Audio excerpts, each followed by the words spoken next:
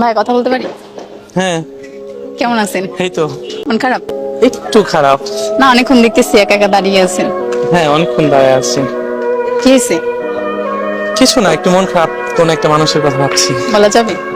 তেমন কিছু না, কোন একটা কাছের মানুষের কথা ভাবছি। তার খুব মনে পড়ছিল। কিছু কাছের মানুষ থাকে না, যার কথা খুব মনে পড়ে, কিন্তু কিন্তু মানে তার কথা মনে পড়ছে, কিন্তু বলার মতো বা কারো কাছে প্রকাশ করার মতো কোনো কিছু নাই, বা প্রকাশ করার মতো কোনো অপশন থাকে না, তেমন কিছু। কান্না করতেছি? না না, কান্না করতেছি না, মানে এটাই ভাবতেছি যে কিছু মানুষ এমন এমন আছে যাদেরকে আমরা অনেক ভালোবাসি বা অনেক যত্নে রাখি বা আগলে রাখি, কিন্তু তাদেরকে মানে বুঝাইতে পারি না। আমার কষ্ট, আমার দুঃখ আমি কখনোই তাকে বুঝাইতে পারিনি বা পারবো না। আমার যে মানে তার সাথে কথা বলারই অপশন আছে, বাট কথা বলতে পারছি না, বা ইচ্ছা আছে উপায় নাই, বা উপায় আছে ইচ্ছা নাই। বিষয়টা এমন যে কিছু আপন মানুষ বা কাছের মানুষ থাকে যারা কিনা খুব নির্মমভাবে ঠকায়, আর যখন ঠকায় না, তাদের সাথে কথা বলার ইচ্ছাটা মরে যায়।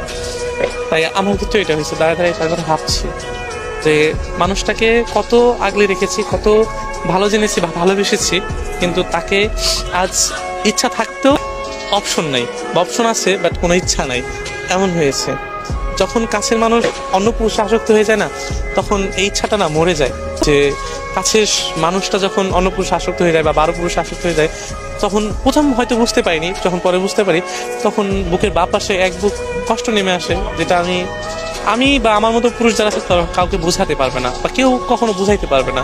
যে মানুষ যখন আপন হয়, আপন হয়ে যাওয়ার পর যখন পর হয়ে যায় বা অন্য মানুষের হয়ে যায়, তখন কি পরিমাণ কষ্ট হয় আমি এটা বুঝাইতে পারবো না।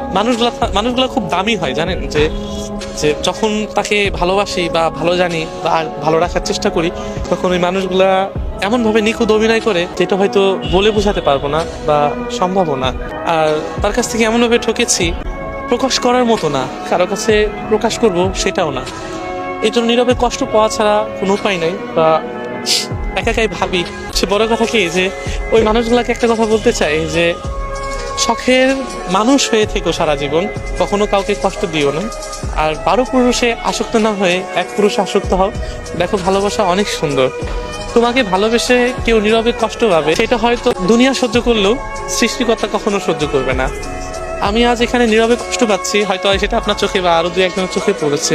আমার সৃষ্টিকর্তা সব দেখছেন যে আমি তাকে কত ভালোবেসেছি আর কতটা কষ্ট পাচ্ছি। সে 12 পুরুষে আসক্ত হয়ে এখন হয়তো ভালো আছে, একটা সময় আমি ভালো থাকবো, সে অনেক কান্না করবে।